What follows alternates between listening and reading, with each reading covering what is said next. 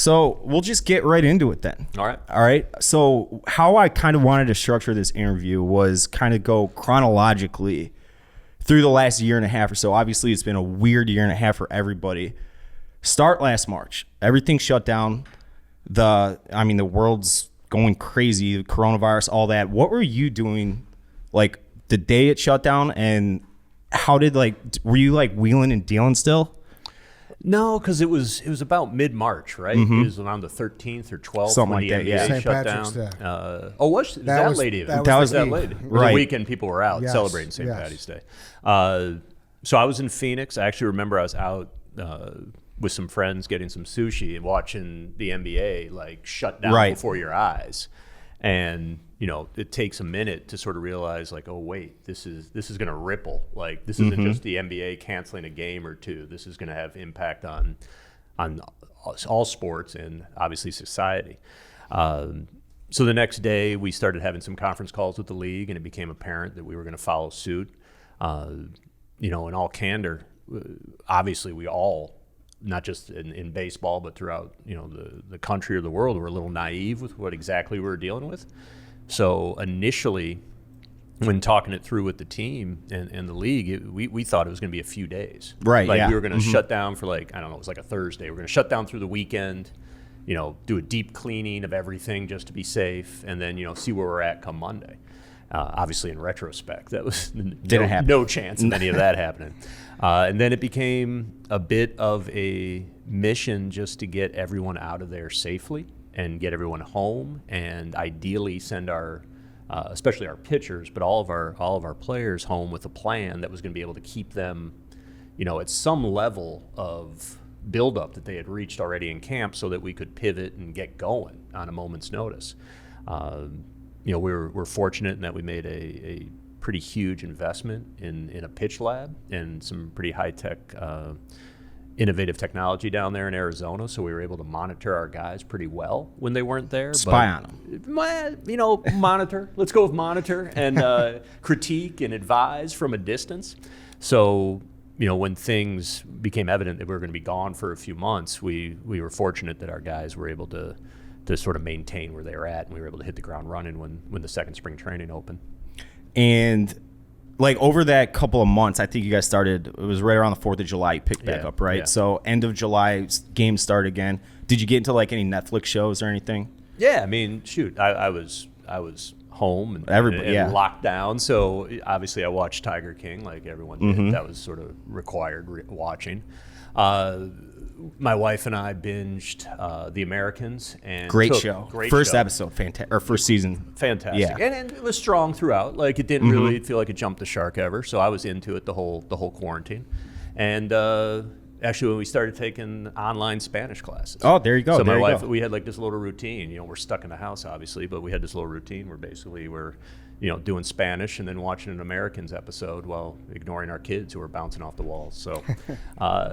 But it was weird because then you'd have some updates on when are we going to get going, or what's the season going to look like? Is there going to be a season?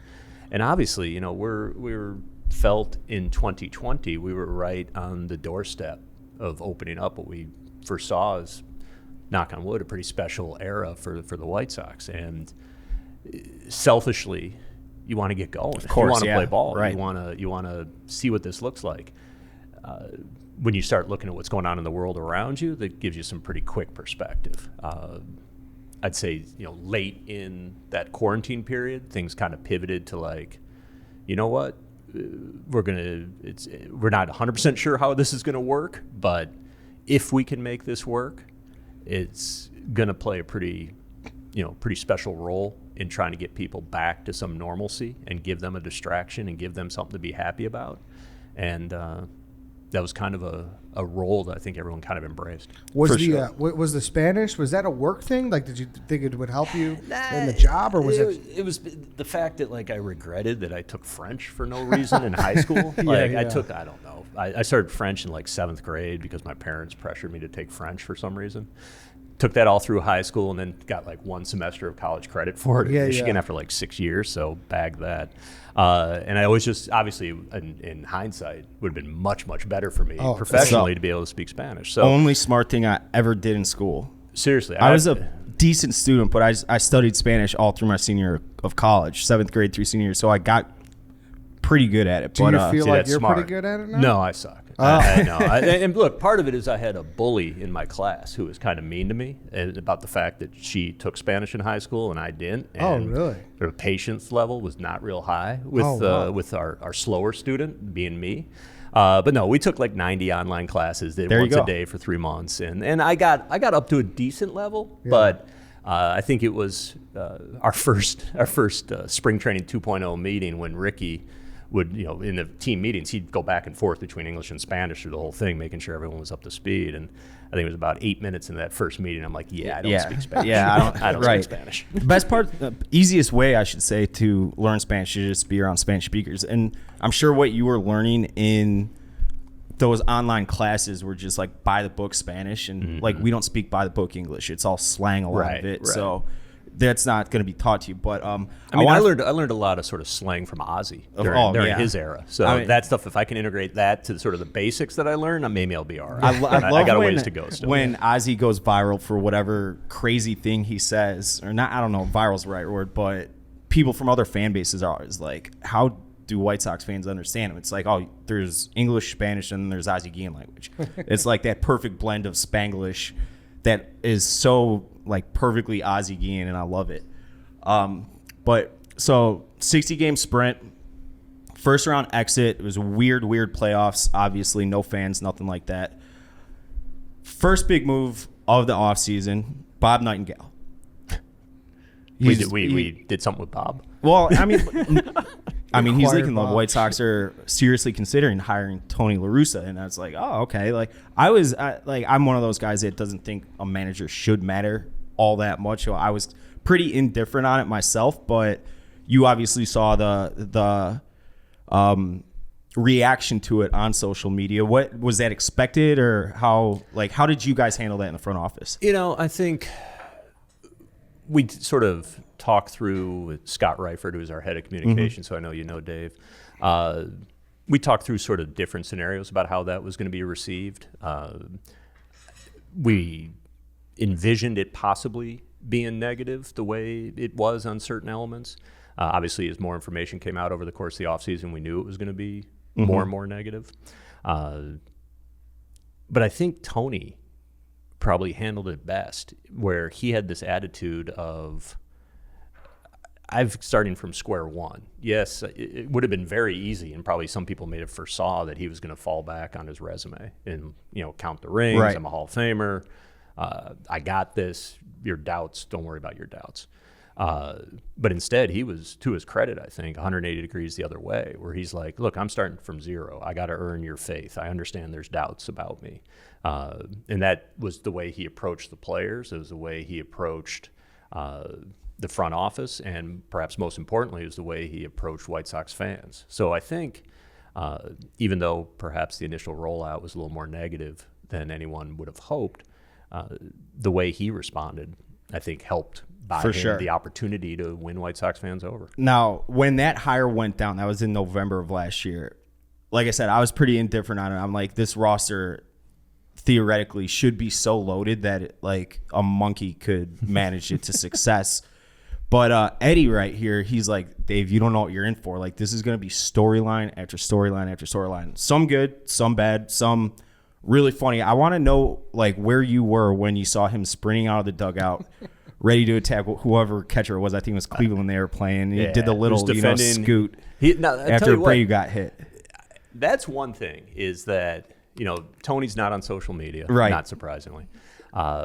But he has access to it. He's got someone, it might be Shelley Duncan. Someone's providing him with the highlights. So, he's seen the Chariot Fire meme with him running out of the dugout. The one where TA got him to sort of move his hat to the side when the first time we wore the City Connect unis. And someone turned that into a fantastic lip sync of him singing Miss Jackson by Outkast. You're right, yeah. Which went throughout our clubhouse when we were somewhere on the road. I don't remember. And he's had a great sense of humor about it. And look, there's going to be moments like that where it's going to look perhaps a little different than you envisioned. But the fact that he, despite all he's accomplished, despite his how well the season's gone, knock on wood, he's kept a sense of humor about the whole thing, and, right? And I think he and I were talking about the other day the amount of admiration and respect that he receives from the team leaders that you don't obviously see on a regular basis. You hear some of the quotes. I mean, certainly in spring training you heard a lot of it, but even over the course of the last several weeks, where you have guys like Abreu or TA or Lance Lynn expressing to him their appreciation for various things that go on behind the scenes. It's really gone, despite the occasional storyline that Eddie's right was going to happen, and did happen on occasion. And I was even just talking about that too. Like, it's just because there's something about when social media, mostly millennials and Gen Z, meet the old guys. Like, remember Jack McKeon when he took over for the Marlins? Sure. That was always like, people were entranced by him too. So I was like, there's something to La Russa is going to come in here and people are going to be fascinated by it. Him running out of the dugout was a perfect example. That was the exact moment. And he's 78 or whatever he is. I don't know how long he's going to be managing the White Sox due to his age, and that's just the way things go. But like, that was the exact moment where I personally was like, this is our manager. Like, let's go. As long as he wants to be here, let's go win at least one World Series with them. Well, I think that's when you saw what the players have seen. Exactly. You saw him having their back. You saw his fight. You saw, despite the fact that it looked silly for him to be sprinting out there, it's just a little scoop, he's laying it out for them, for sure. And they know that, and they get that, and I think that was, you're right, a chance for people to sort of see that for the first time outside the clubhouse. Is the La Russa critiques, does that make you the most tired when people talk about this team? Like, are you like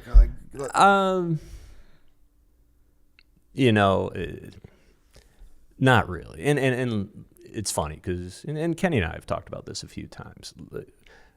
Certainly in the front office, there were some painful days, not necessarily this year, but leading up through the rebuild, going back to 16, moving Chris Sale and moving Q and Eaton, et cetera,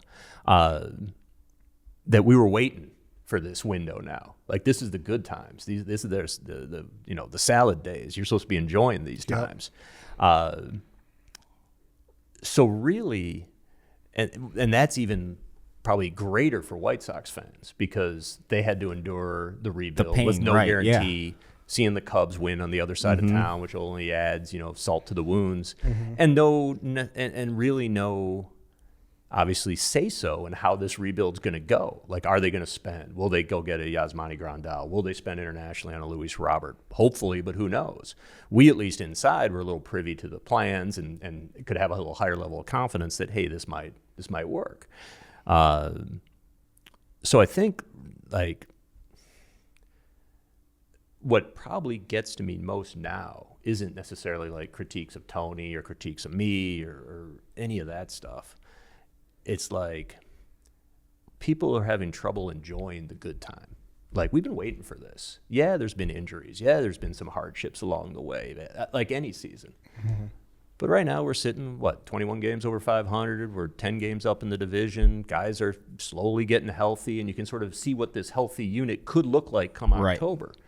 And quite frankly, this shouldn't be a one and done. Like, this should be a team that's sustainable. So it's that very small group that from time to time gets loud. Loud minority, for sure. That, enjoy this. This is why you're a fan. These are the good times. Like, make sure you're at least taking some time to enjoy the positive things that are going around here. Yeah, maybe you didn't envision Brian Goodwin playing an important role on your team this year. But you know what? He stepped up and played an important role in times of need. So let's, put a little respect on his name and enjoy it while he's getting his ABs. We're going to talk about all those guys in a minute. So, all right, Tony La Russa, he was the first major, I don't want to say domino because they didn't necessarily have to do with each other, but you traded for Lance Lynn, you signed Hendricks, non-tendered Carlos Rodon, who's been unbelievable this year, brought him back. This was, I'm throwing the 60-game season away because it was a weird year for everybody. So this is like how I see it, the first actual compete year. We're going for it. We're going for the jugular, off to the races. Eloy goes down. Lou goes down. Madrigal goes down. Grandal goes down. I mean, Kopech spent time on the DL. Anderson's legs are barking, as Tony says. But, like, in all leading up to the deadline, even though the lead in the division had gotten up to 10, 12 games, whatever it was, how itchy did your trigger finger get to make trades and, you know, replace injured players like Magical? Obviously, he got dealt, but I mean, that was like the one thing that pissed me off the most about the White Sox fan base. It was like, when is Hahn going to make this team? It's like there's a deadline for a reason, you know? Just because it's July 15th doesn't mean he has to make a move right now, like considering the lead and everything else. You know, it is a bit of a balancing act because there's that same level of aggression and wanting to get something done and enthusiasm that fans feel. It's the same thing we're feeling in the front office. Look, years ago, Kenny and I used to try to operate like July 1 was the trade deadline. And that sort of happened when we made the Freddie Garcia deal back in 04. PV. And PV, PV we sort of had in place, and then it fell apart, and we had to come back at the deadline to do PV. For whatever reason, that was a little easier to do back then. Now, maybe because there's a little higher level of scrutiny on prospects, or guys are more familiar, there's more caution. Extra playoff spot certainly last year made it so the movement was a little less. But we would love to do something on July 1st or the day after Luis Robert goes down. We'd love to make a deal. You know, in some ways, we were blessed by being boxed by when Eloy and Luis went down because it was just too damn early. No one's moving premium players in April. Right. You know, Eloy goes down like late March. There's no trades. You can't. There's nothing you can do. You're stuck. Yeah. So, all right, then we have to make do. That gives the Brian Goodwins, the Billy Hamiltons, Jake Lamb, the opportunity. Gavin Sheets, Jake Berger filling a role from time to time. Like, it sort of forced the issue to give the opportunity to not only some homegrown guys, but guys our pro scouts and our analysts were able to target to bring in and stem the tide because there was no trade path at that time. You know, come July when you're moving up to the deadline, it'd be great to get the stuff done early. Unfortunately, there's competition, there's markets, and as mad as some fans might have been at me for not doing a deal on July 15th, they would have been a hell of a lot more mad had I actually done a deal on July 15th, given what the prices were at that time and what we would have had to give up to get something done. Nah. I had to ask that. Of course you do. Yeah, of course you do. But ask. There's a reason why you were absolutely right when you're emphasizing there's a deadline. Because in any negotiation, doesn't matter whether it's a trade, doesn't matter if it's arbitration, doesn't matter if it's your own personal deal with Barstool. People tend not to get real serious until they're faced with, all right, this is either going to happen or it's not. Do or die, right. Do or die. Doesn't mean everything has to happen on July 31st or July 30th this year when the deadline is, but really tends to get pretty close to that when you start getting to, brass tacks and being able to do a deal. Now, this was your very first deadline as the general manager, at least, when obviously you've been GM with 2011, was it? So a decade now. Was it 2011? I think 13 was my 13. first year. Oh, so nearing a decade that you're actually going for it. You have a team that can beat any team in baseball in any given series. Deadline passes, you went and got to Para. You went and you dealt from the big league club, which I did not see happening personally. And then obviously Kimbrel. What was your immediate, next day you had 24 hours of sleep on it? Were you nervous, excited? Is this going to work? All of the above? All of the above. But look, there is a nerve level to it. In fact, Chris Getz, who's our farm director, and Jeremy Haber, our assistant GM, and I talked about this literally yesterday. Actually, Dan Fabian, who runs our pro scouting, was in there too. We're bringing up a kid today, Romy Gonzalez. Yep. I've never heard of him until a month ago. Fantastic. True fan. No, I'm kidding. Romy's a great story. We can go into that in a minute if you want. But we're bringing up this kid who's had a fantastic year. Obviously not a high-profile prospect prior to what he's done over the last few months. And Getsy, or Jeremy was giving Getsy a hard time about, you're going to feel it. Because this is a guy that most White Sox fans not aware of, that Getsy's pushing for and saying he can help us, that we're bringing in amidst of a pennant race to fill in while TA's on the shelf for a short stretch here. But you feel that when you're the farm director making that recommendation. When Craig Kimbrel comes in to a huge ovation that first night, you still feel those nerves because you want it to work. Right. Like Tepera, I think his first outing, I think he gave up a bomb. It was against the Cubs, wasn't it? Was it? It was at our place. It was our place but Kimbrel's bomb was at their place. Cheapest home run ever. But I tell you, you feel that in your gut because, you're enthusiastic. Yeah, it looks good on paper, but boy, you want it to work. I mean, just because not only what you and the organization has invested in it, but, the trade deadline when you're in a win mode is about building momentum and creating a unit of players that fit together properly. And you want it to happen from the start. Now, the fact that Tepera gave up a home run in his first outing doesn't mean it's a crap deal or that's not going to work. Yeah. But you still feel better about it after his next 19 He's innings been or scoreless awesome. or something since then. So you feel that. You feel when you make a recommendation, you make a move, you want it immediately to work. It's just the baseball gods. And I talk about the baseball gods quite often. And, of course, Ryan Tepera gave up a home run his first outing. And, of course, Hendricks, Craig Kimbrel, tongue twister, can't even say his name, gave up a bomb against the team that just traded him across town, a few days earlier. I knew that was going to happen. I just knew that was. I was watching it in a hotel room in Detroit, and I'm like, he's probably going to get lit up. Romine was in AAA with us the year before too. Exactly. So just flicks it poetic over justice. It's just poetic justice. Yeah. So second half starts. Eloy comes back, immediately lights it up. What's the deal with him in left field? Why? So obviously Andrew Vaughn, I was terrified throwing him out there, and I say I as in I had any say in it, but he took to the position fantastically. He looks natural. He's making all the plays he should make. He's not trying to do too much. Why try to throw Eloy out there? A couple of reasons. First of all, everyone shares the anxiety that you're expressing by why is Eloy out there. We're up 13-1 the other night, and he leaves his feet to try to catch a ball and actually gets a little tangled while doing it. My heart's in my throat when something like that happens. And we've had conversations with Eloy, and he understands, look, his stick. Occasionally you might let one in.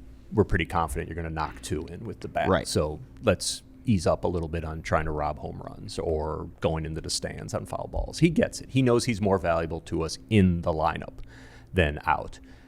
Part of the reason why he's still getting opportunity in left field is, one, he feels more comfortable. He feels like a more complete player. He is 24 years old, 23, 24 years old. And to say to him at that stage, sorry you don't feel comfortable, but you're a DH, isn't entirely fair for a guy who's still developing. Second, he's put in a lot of work, and I think it shows. I think he has looked, since he's been off the IL, he has been a much better defensive outfielder. Could not agree more.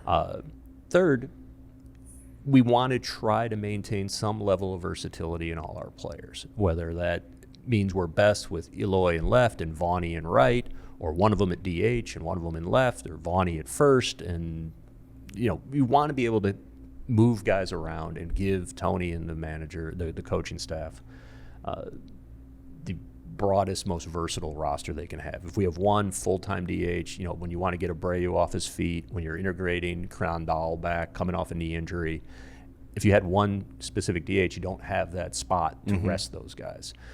So for the strength of the entire unit, having Eloy viable in the outfield makes us better. Now, we're not going to be stubborn about it. If it doesn't work, if he didn't look as good as he's looked, if the work isn't paying off, then we gave it a shot. It's pivot. Sorry, we're going to move.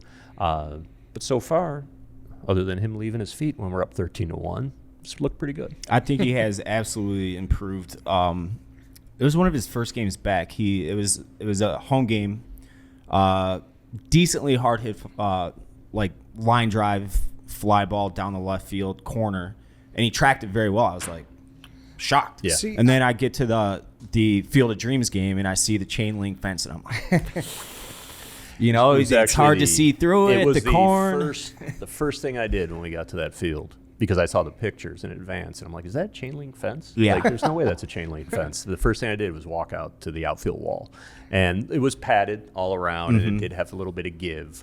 But we obviously, Daryl Boston, our outfield instructor, and the other coaches made clear to our guys, hey, this is what we're dealing with here today. Yeah. And we haven't played on this field. Again, let's be careful. Don't Now, right. unfortunately, late in the game, Lurie, bumped his head on it and got himself a concussion. Yeah. So was, the best laid plans, they can't always control guys in the heat of the moment. The guy's trying to save a game on that home run.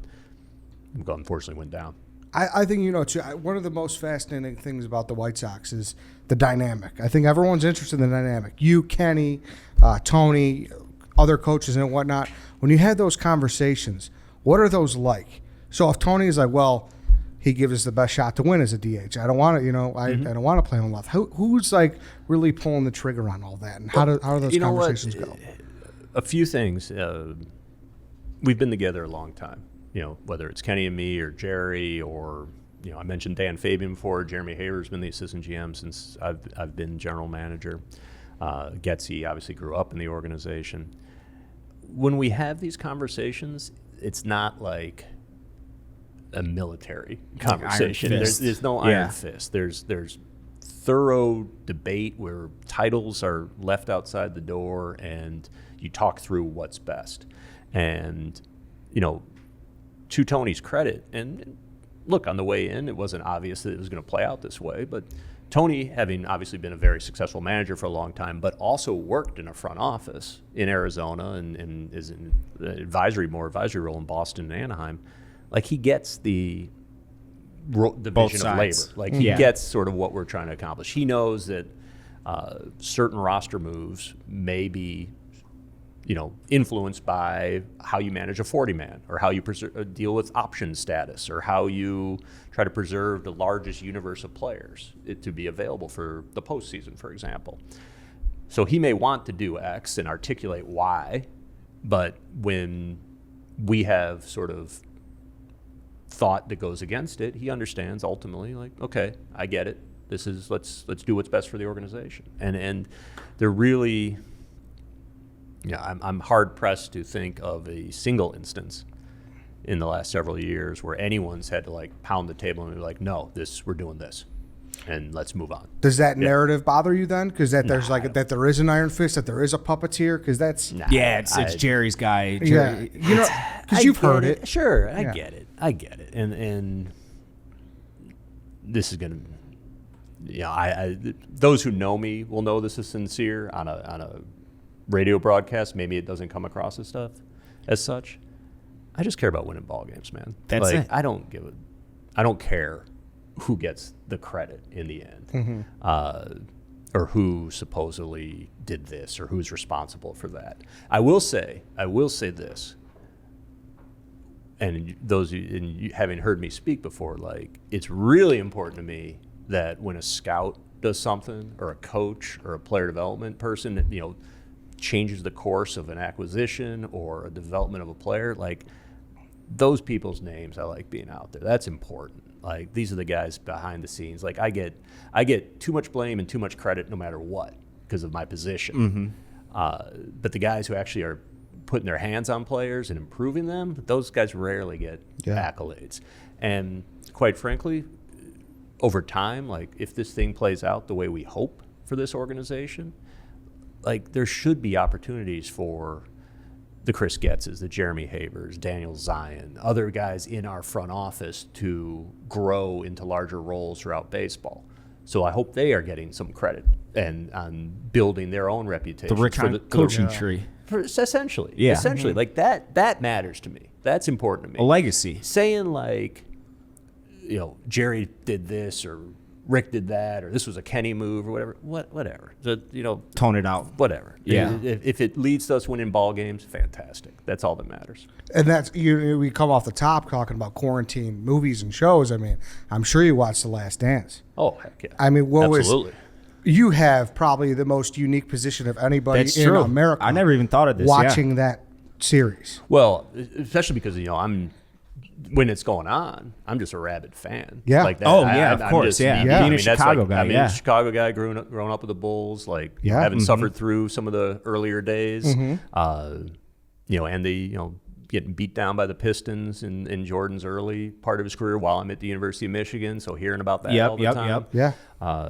So yeah, I kids, give me a hard time because of it was like a religious service watching The Last Dance. They're mandatory. Like we don't they haven't been forced to attend too many religious services over their life, but they were damn well made sure they were watching Last Dance when it aired, because that was Eddie's the youngest of the four of us in Barstool Chicago, and so I remember the last 3 Bulls championships. But do you remember the last 3? I just remember the last one. No that's kidding. it. And barely. Yeah, wow. That's it. Yeah, that, like you said, that was. I'm not a basketball guy by any means, and like you said, it was a religious experience watching that. But you're tied to. Yeah, it's even like you and Mark Eversley. Like, you're the two people. It's like, whoa, you've seen how this played up in this very city with that very owner.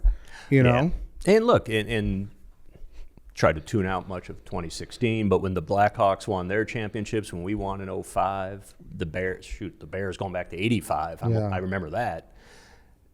There's something that's different about winning in this town, man. Oh yeah. Oh, I mean, yeah. it's and look, there's perhaps too, I don't know, stubbornly or being too romantic about winning in this town. There were opportunities at one point earlier in my career to go somewhere else and take over the GM position, but I wanted to do it here. Like, it meant more to me to do it here, and part of that's because having seen the '85 Bears, having seen the Bulls dynasty, like. Much less as I was working professionally in sports, seeing what the Hawks were able to do. Like, that's legacy stuff. That impacts people's lives. That impacts people's families and memories. And I tell you, like, when we had those parades, the parade in 2005, going from the ballpark through all the neighborhoods to downtown, and just seeing like just 10 deep going through Pilsen, like. You're like, wow, okay, whole city. This I got on the train from Wheaton to come out to we had a half day of school. I remember my mom, she called me out. I got on the train with a couple friends, and I remember I was 16. I remember asking them, like, how many people do you think are going to be here? And we're like, I don't know, 60, 70,000, like a little more than the stadium would hold maybe. We got on the train and comes like from Geneva, which is not typically White Sox area, and it was slammed at 7 a.m. Just not like the World Series gear, everything. And I was like, wow, this is like, it's like overwhelming almost. And that's what I think we're going to be getting to soon. And we were talking, and this is a little bit of a tangent, but we were talking about the Field of Dreams game.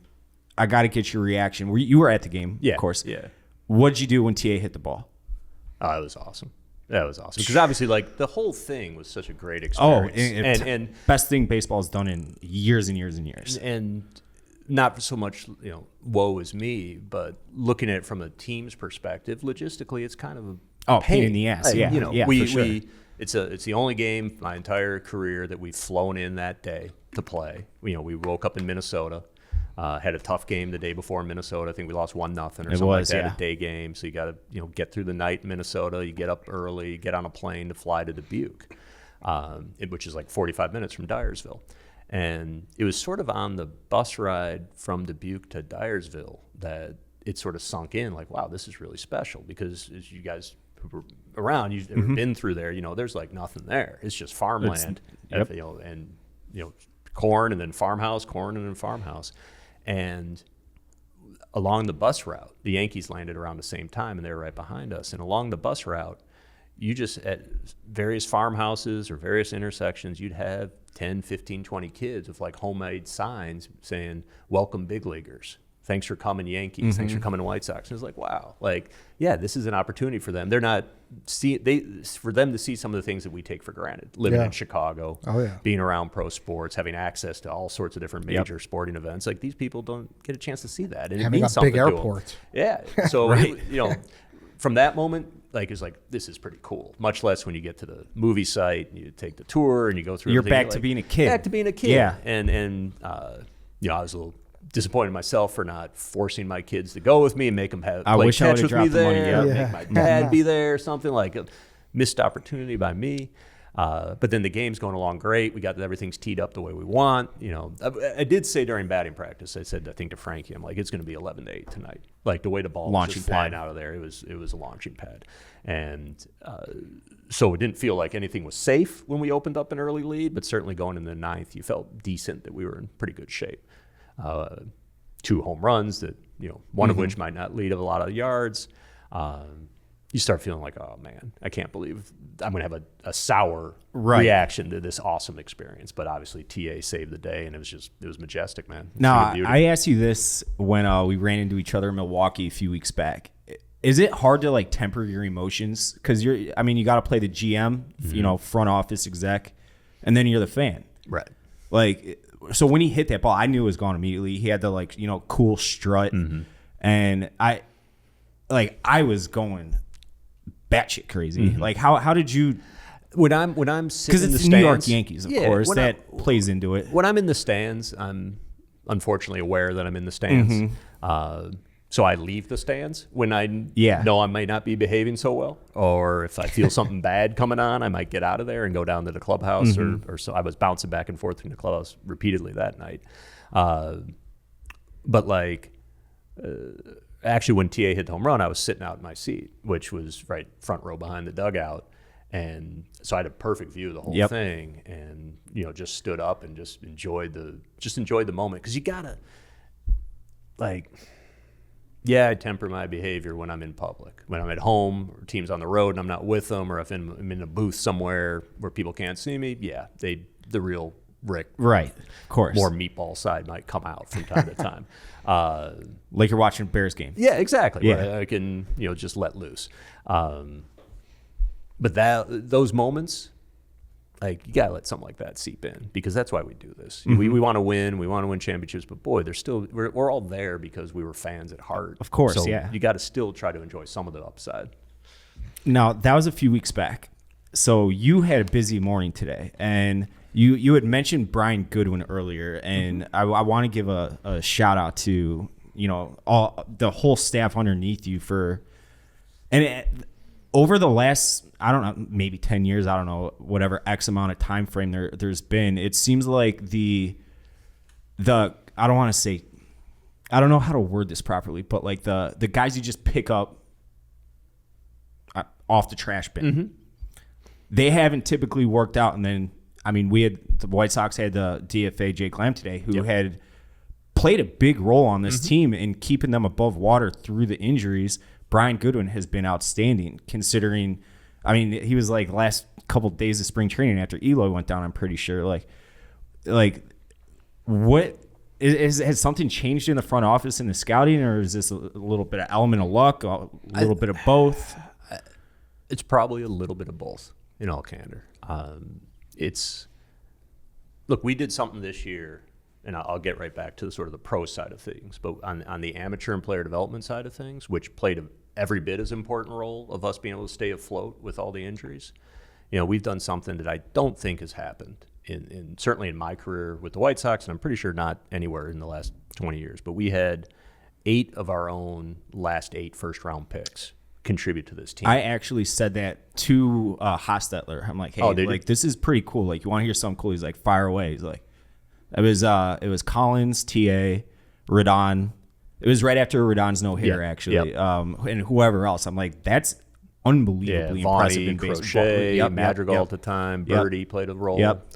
Collins, obviously. So, and again, it's not – obviously some of those guys are pretty impactful. TA, all-star, Rodon, all-star, Vaughnie, huge upside going forward. Crochet, fantastic.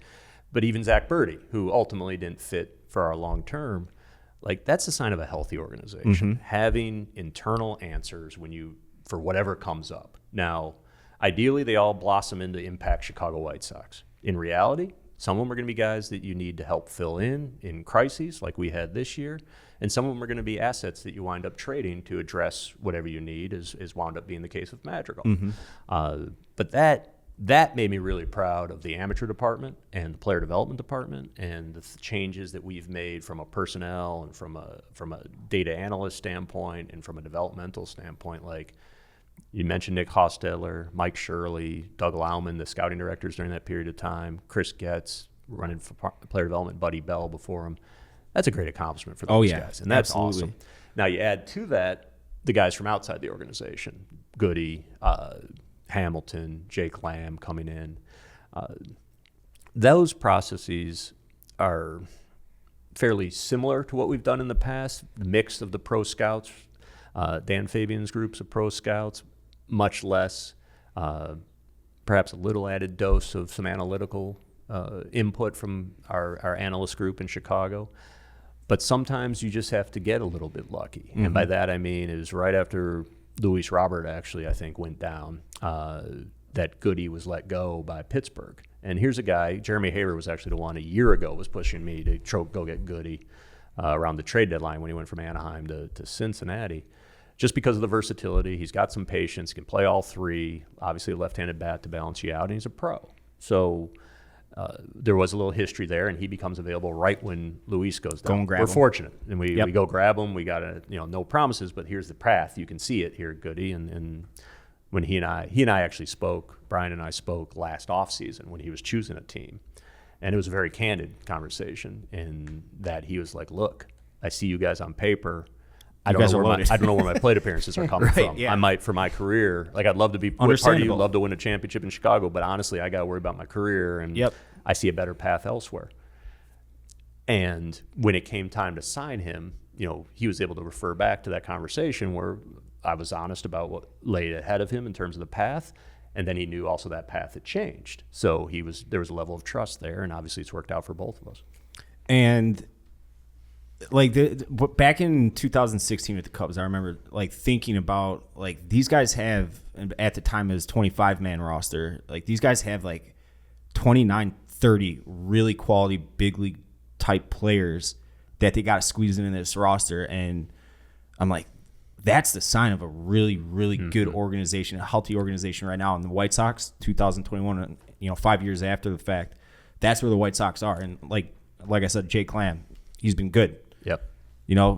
He's been solid this year, and there's just unfortunately not a spot, a numbers guy, but numbers game rather. And that's what you hit the nail on the head there was really what was behind the rebuild. When we did this and started this in 2016, and I've said this before, the issue wasn't with like the top 7 or 8 or 9 guys on the roster. Chris Sale's a championship player. Q's a championship player. Abreu was on that team. We had some really good players at the top of that roster. The issue is that we were in just no position whatsoever to withstand what we had to withstand this year. And that may be why, from an organizational depth standpoint, from having viable guys who can help a championship caliber team on the fly. Internal answers for whatever would arise. That 2016 team, I think we jumped out 23-10, and talking Windy City World Series, Red Line World Series, and Austin Jackson goes down. Fine player, big leaguer, long career, but not like a superstar. Star. Right. It's not like Eloy or Luis going down. And we couldn't stem the tide of losing Austin Jackson because we just weren't strong enough as an organization. So the idea was to not just build something that was quality top 7, top 9, but get, ideally an entire 40-man roster that's capable of helping you win in Chicago, whether it's... I mean, you mentioned him earlier, Zach Birdie. Yeah. He was a product of a first-round pick, healthy right now, throws 100. I know he's had a little bit of struggles this year in AAA in Charlotte, and now I'm sure he's going to get a great shot. He's at Baltimore, right? He's with Baltimore now, yeah. I think the underlying theme here is you just want people to enjoy the ride. 100%. Enjoy the ride, right. Eddie, I got to say that to myself, too, because I get caught up sometimes in, a bad outing or so, or, Saturday we got shut down. We put 17 runs up one day, we put 13 runs up the other day, and we put 0 up in between. I got to say something to that. You can get frustrated with that. I added it up the other day. I'm 6-14. I've been to one away game, the Milwaukee game. Which you lost. Which we lost. So tonight will be number 20 at home. You're 6-14 overall, though. 6-14 overall, and you guys 300 have like winning percentage on a team. Yeah. Home record in baseball, one of them, of the best. One of them, if not the best. One of them, if not the best. So I think that I am probably going to have to sit the playoffs out. But there's no probably about it unless you rally here over the last 3-4 weeks. I'll hold the fort down in front of those TVs over there or something. But so real quick on the offseason, like the roster's pretty much set. Like how I know you're not going to say, oh, I'm going to get this guy. Of course not. But like, how are you looking to augment the roster moving forward? Let's get there. Yeah. Right now, like you said, we had a busy day today. We had to put TA on the IL. Again, it should be minor. He should be back when the 10 days are up. We got the luxury of being able to do err on the side of caution right now and get guys right for the longer term. But we haven't won the division yet.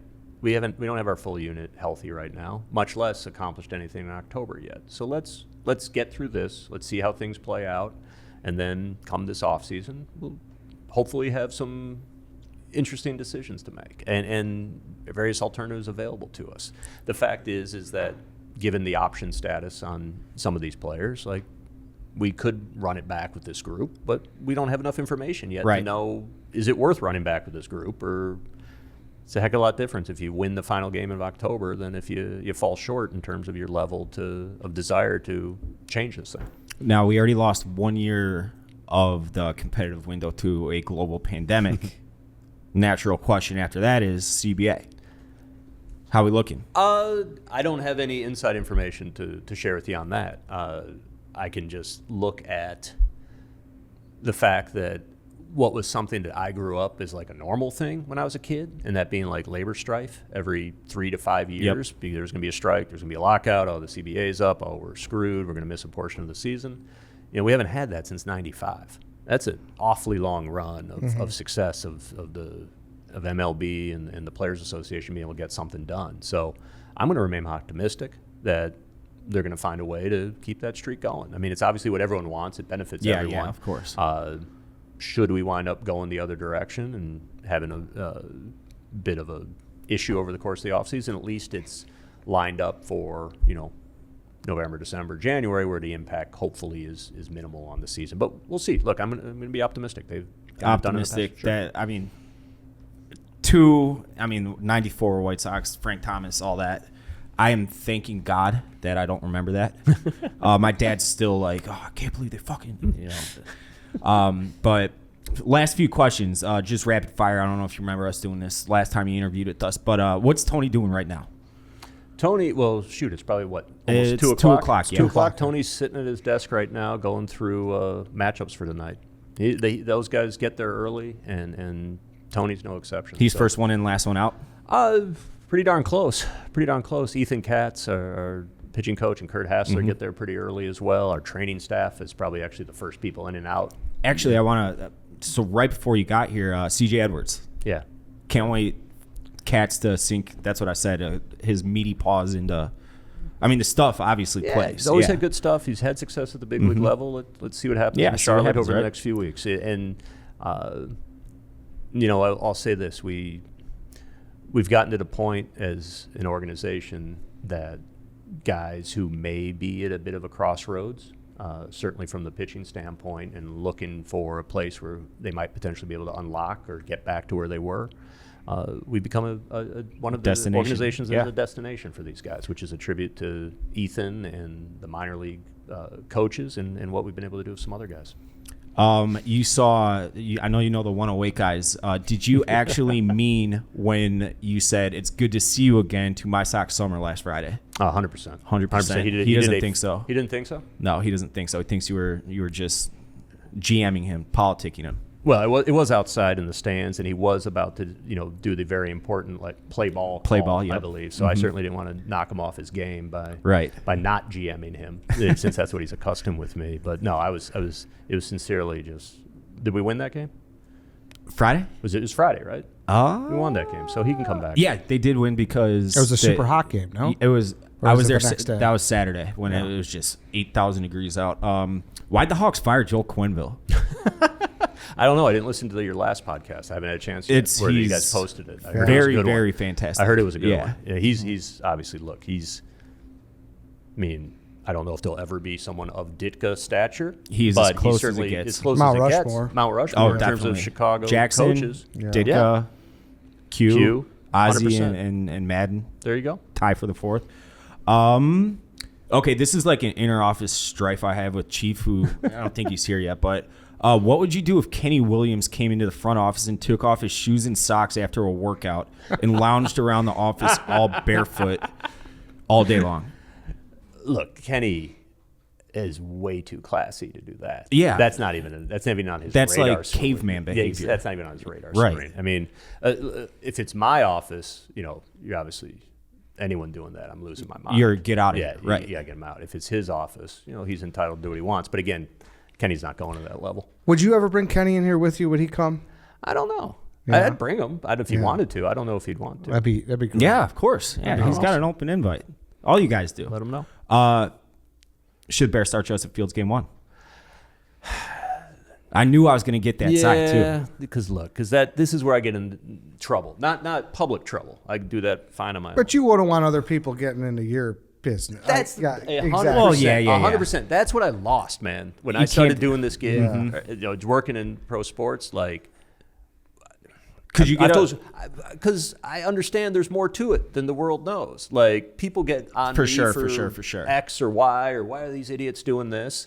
And I'm like, yeah, because you don't effing know what's going on with this, or you don't know what's going on with that. So I've lost my ability to lose my mind about, when the Bulls lost Horace Grant. You guys are too young to remember. When Bulls lost Horace Grant to Orlando, or the Bears lost Wilbur Marshall to Washington, like, I was beside myself. How can you possibly let this happen? What is wrong with you guys? Like, this is obvious. But now I've lost that, which is, unfortunate. So you understand that there's a plan. I give the benefit of the doubt. But to management. A lot of the times there is a plan. But be honest, for a lot of these cases, and not saying any Chicago case in particular, but general manager across the 4 major sports or more, there is incompetence. It can happen. It can absolutely happen. But look, from my standpoint, again, that's what I've lost. Like, I have been so indoctrinated, or my skin so hardened, that my reflex reaction has gone from what are you thinking, to, well, I'm sure there's some information I don't know. There must be something going on that I'm not privy to. It doesn't make sense to me, but. And if you make a bad move, you just got to avoid it. Like, Rick, I'm sure the Padres, you avoid them like the plague.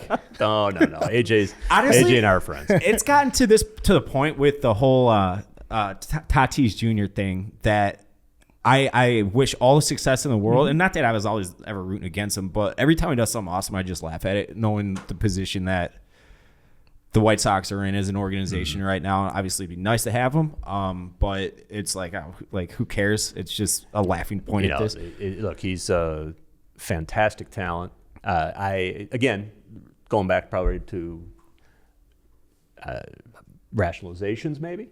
Like, when I look at the whole Tatis thing, like, don't get me wrong. Like, I need to mute it on Of course, Twitter. yeah. I need to avoid the highlights. I don't. I think, was he on like MLB The Show? He was on the the cover cover or something? So, like, my kids, like, they had to download it instead of go buy it, so I don't have it in my house. So it eats at me. Yeah, of course, yeah. But heck of a job by Marco Patti. Like, we signed that kid for like 800 or 600 or something like that. There were guys who I remember in our player development system saying, hey, this guy's got a real shot. Like, this, even though we only had him for like 6 months or 8 months, whatever it was, certainly stateside, it wasn't long. This guy's got a real chance. And they saw it in him. So, okay, scouting's doing their job. Player development's doing their job. I'm the one who screwed it up. So I'll live with that for me. But I'm going to be able to look at the bright side of, like, okay, the organization is functioning the way it's supposed to. Right. Other than me. You just look at what Dave said earlier, all the guys you built from within. That helps soften the blow. I mean, Eddie did it, but when you said that, you used to kind of have July 1st as your ipso facto deadline, and I said PV, you said someone else, and Freddie Garcia. I was about to say James Shields. Yeah, Shields was early. Shields was like May something. Shields, yeah. Again, Shields though, like, that was a function of where we were as an organization, not being in the right spot. We started off 23-10. If you remember that season, we start taking on water because Latos is doing it with smoke and mirrors. No one, even Matt, I'm guessing, didn't think he was going to maintain the level he was at for 6 months. Danks was, God bless him, he was on fumes, fighting his way back, but just wasn't the same guy. Yeah, injuries. And we didn't have an option. We didn't have an internal option to plug the hole in the rotation. So we had to go out and get something before this 23-10 start, this potential crosstown series that everyone's all excited about. Is fittered away. Do you wish you guys would have gone 10-23? Well, we wouldn't have made that deal if we were 10-23. That's for sure. So, well, it's hindsight. It's hindsight. Yeah. But everybody's I can also rationalize it as it is a watershed event that helped facilitate a much-needed rebuild. Yep. Like, that's a tough one for me because I'd love to have that player. Think it was the. I think it was the same, or the next spring training rather, the last spring training that we interviewed you in the RV or whatever it was, when out in the parking lot. My favorite thing about spring training as a baseball fan personally is I was living in Scottsdale for a while, and I would just go to White Sox backfield games and watch batting practice and watch in and out and all that stuff. And James Shields, I remember Kopech was on the organization at this point, and James Shields, like after every single, he was with all the young guys. Dane Dunning, I remember, was there, and I was like, I mean, that doesn't count in the trade value, but that counts in the trade value. And look, over his last 10 starts, Dallas Keuchel has struggled, and he's taken some heat for that, like anyone who struggles in professional sports understandably does. Similar to the impact that James had on some of our young guys, Dallas has done that same thing. Of course, he's been on the block, Lance has been fantastic, so he's not taken heat.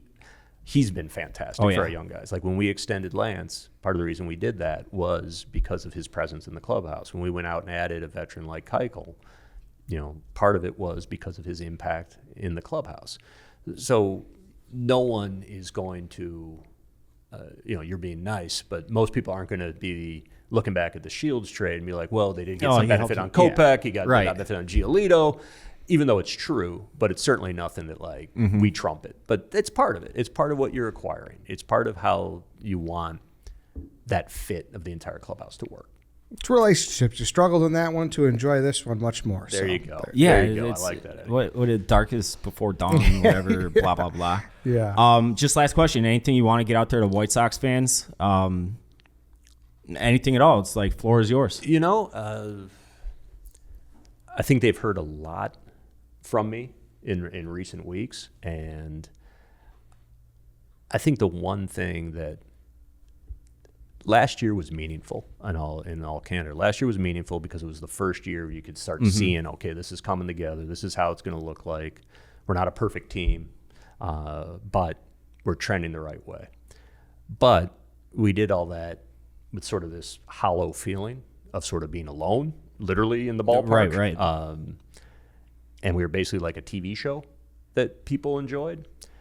This year, having the parking lot full with tailgaters, having people enthusiastic, dealing with traffic, having to leave the ballpark, dealing with issues about people getting in. Like, these are good problems to have. I used to buy $7 tickets and sit right behind wherever the you dugout. want it. Can't do that no more. Can't do that anymore. See, those are good problems to have. Like that is, for all the how good are they? Is now the time? Are they truly good enough to win? Did they do enough? Any level of doubt about this current season, I think when you put it in the larger context, like where we've been, not just as an organization, but as a freaking society, like having everyone back together to enjoy this together, that's been pretty special for all of us. It's been pretty awesome. It's been so, like, that stadium has been on fire. Yeah. I said I'm going tonight. This is my last chance, like I said, of giving myself a shot to help the team win with my presence. So if I lose, then I'm DFAing myself. That's reasonable. I think 20 games is a suitable sample. At exactly. This point, yeah. It's just wild to me the White Sox cannot win with my presence. And the first 6 wins were like right off the bat too. But thanks you for coming in. Absolutely. We appreciate it as always. White Sox fans are going to eat this up, and let's get that World Series. I was telling, it was actually on Red Line Radio a few weeks back. I just got that eerie feeling about this team. Like, throughout all the injuries, bad losses, which happen to everybody in baseball, like, I have a feeling, like a gut instinct, intuition, sixth sense, that come October 1st or whatever day the first playoff game is, the division series, that the White Sox are just going to start steamrolling because this team hasn't been fully healthy. I mean, once this year, one game, it's been like the actual, and Engel wasn't even in it. There, yeah. And like, that come October 1st, unless something bad happens, it's going to be a fully healthy roster, and it's like, let's go. Like, this is the team in baseball that nobody wants to play. Like, you and your staff, thank you for that. Yeah, look, you're very kind, and I think it's probably best to end on those words right there, because that's a fantastic place to be. Let's do it. Awesome. Thanks, Rick. Absolutely. Appreciate Thanks for having you. me, guys.